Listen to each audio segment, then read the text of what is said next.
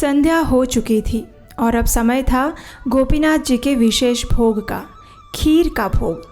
ऐसी खीर जिसे अमृत केली कहते हैं, ऐसी खीर जिसे चखने के लिए स्वर्ग के देवता भी लालायित रहते हैं। 12 मटकों में गोपीनाथ जी को खीर का भोग लगाया गया, लेकिन जब पुजारी उस भोग को वापस लेने के लिए आए तो एक मटका गायब था। उसकी चोरी हो गई थी और चोर थे स्वयं माखन चोर, यानी स्वयं गोपीनाथ।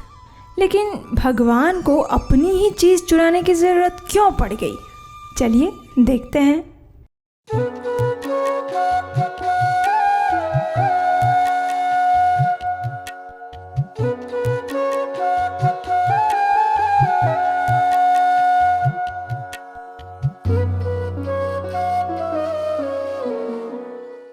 हरे कृष्णा।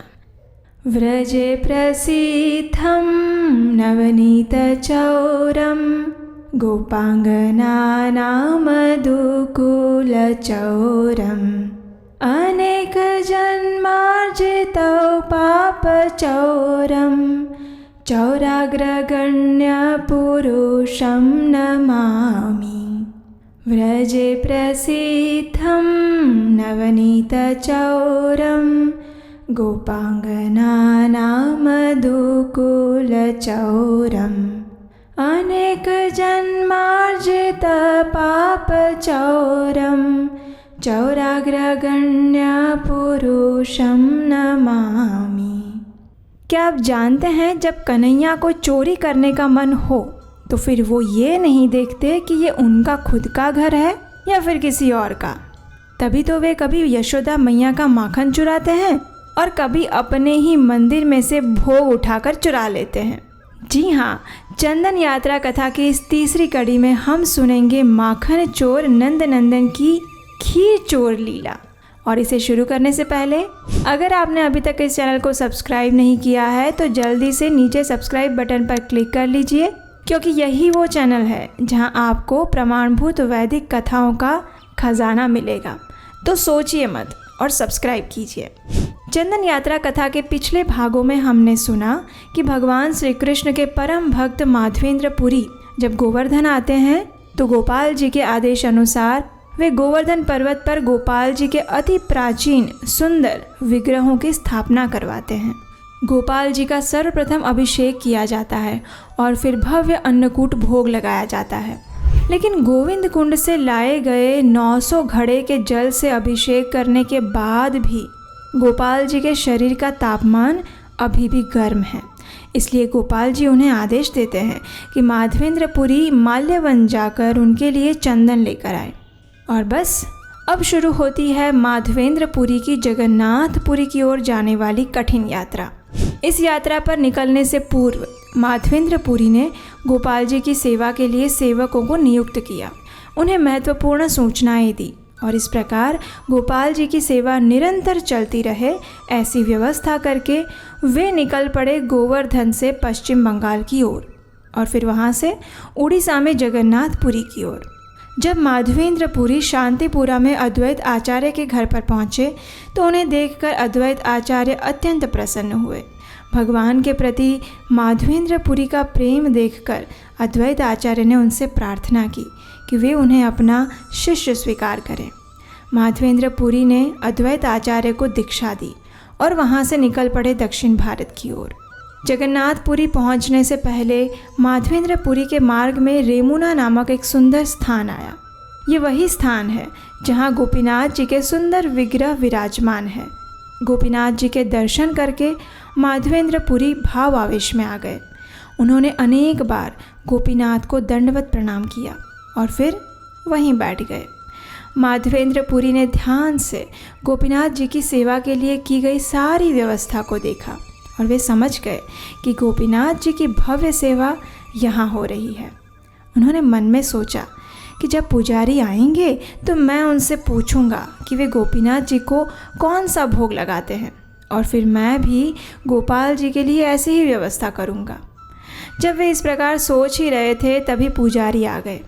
माधवेंद्र पुरी ने पुजारी से यही प्रश्न पूछा तो पुजारी ने गोपीनाथ जी को लगाए जाने वाले भोग की विस्तार से जानकारी दी और अंत में कहा, संध्या के समय गोपीनाथ जी को 12 मिट्टी के मटकों में एक विशेष खीर का भोग लगाया जाता है।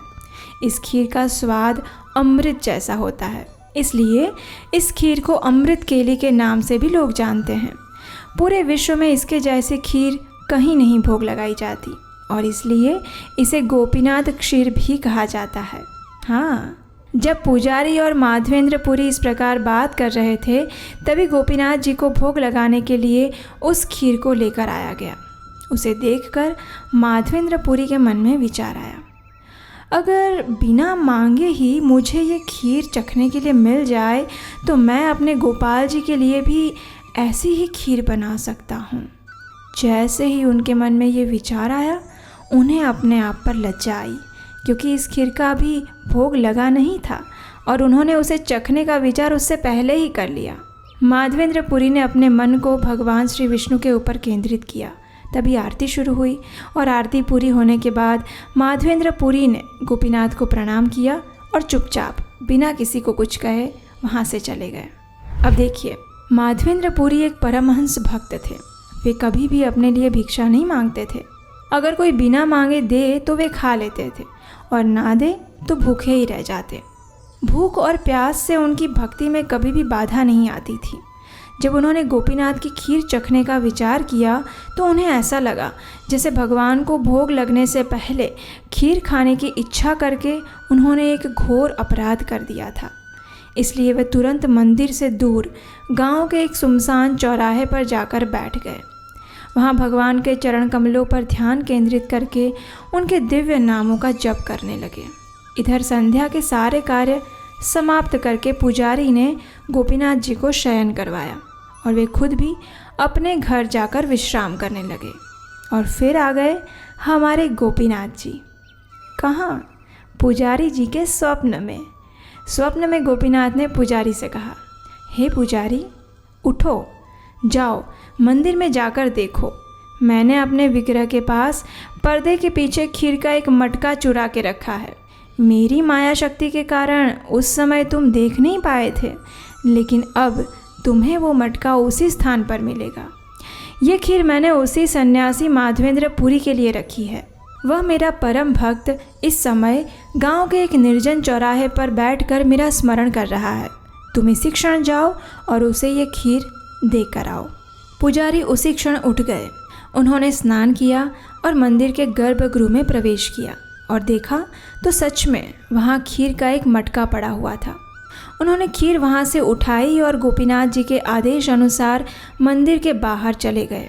उन्होंने गांव की हर गली में जाकर आवाज़ लगाई, जिनका नाम माधवेंद्र पुरी है वो कृपया यहाँ आ जाइए और ये खीर ले जाइए। कृपया माधवेंद्र पुरी, आप जहाँ भी है आ जाइए। स्वयं गोपीनाथ ने आपके लिए ये खीर चुराई है। कृपया यहाँ आकर गोपीनाथ के इस प्रसाद को ग्रहण करिए। माधवेंद्र पुरी, कहाँ हैं आप? ये सुनकर माधवेंद्र पुरी सामने आए। पुजारी ने उन्हें खीर का मटका दिया और दंडवत प्रणाम किया। जब माधवेंद्र पुरी को पुजारी ने सारा वृत्तांत कह सुनाया कि किस प्रकार गोपीनाथ जी ने उनके लिए खीर चुराई थी, जब उन्होंने ये सुना तो माधवेंद्र पुरी के शरीर में अष्ट सात्विक विकार प्रकट होने लगे और वे भावावेश में आ गए। उन्होंने बड़े प्रेम से उस खीर का आस्वादन किया और उस खाली मटके को धोकर उसके टुकड़े कर दिए। इन टुकड़ों को उन्होंने अपने कपड़े में लपेट लिया और प्रतिदिन उसमें से एक मिट्टी का टुकड़ा वे खाते और जब भी वे उस मिट्टी के टुकड़े को खाते, उनके अंदर दिव्य भावावेश उमड़ पड़ता। अपने प्रिय श्री कृष्ण को याद करते हुए वे गाते रहते, कृष्ण देव भवन्तं वन्दे, कृष्ण देव भवन्तं वन्दे, मम मानस मधुकरम् अर्पय निजपद पंकजमाकरन्दे, कृष्णदेव भवन्तं वन्दे, कृष्णदेव भवन्तं वन्दे। और इस प्रकार माधवेंद्र पुरी परम आनंद का अनुभव करते रहे। लेकिन भगवान के साथ के इस दिव्य आदान प्रदान के बाद भी वे अपना यहाँ आने का उद्देश्य भूले नहीं थे। उन्होंने सोचा कि अगर यहाँ के लोगों को इस बात का पता चल जाएगा कि गोपीनाथ ने मेरे लिए खीर चुराई है तो सभी लोग यहाँ एकत्रित हो जाएंगे और फिर मैं जिस उद्देश्य से यहाँ आया था वो पूरा नहीं हो पाएगा। इसलिए अच्छा होगा कि मैं यहाँ से इसी क्षण चला जाऊँ। ये सोचकर माधवेंद्रपुरी उसी समय जगन्नाथपुरी जाने के लिए उस स्थान से चले जाते हैं। लेकिन आने वाली उनकी यात्रा में भगवान उनके साथ एक और लीला प्रकट करते हैं और उस लीला का रसपान हम करेंगे चंदन यात्रा कथा की अगली कड़ी में। अगर आपको ये कथा सुनने में सच में आनंद आया है तो आपके अपने इस चैनल को सब्सक्राइब करिए और अगर पहले से कर लिया है तो इस कथा को लाइक करके अपने मित्रों और परिवारजनों को शेयर करिए। अगर आपको सच में लगता है कि हमारे वैदिक संस्कृति की प्रमाणभूत कथाओं का यथारूप प्रचार करके हम इस समाज में कुछ उपयोगी योगदान दे रहे हैं और इस कार्य में अगर आप भी हमारे साथ आना चाहते हैं तो स्क्रीन पर दिए गए नंबर पर आप हमें अपना आर्थिक योगदान भेज सकते हैं। तो चलिए मिलते हैं इस चंदन यात्रा कथा के अगले भाग में और तब तक आप भी गोपीनाथ जी को याद करिए और गुनगुनाते रहिए उनके गुणगान। हरे कृष्णा।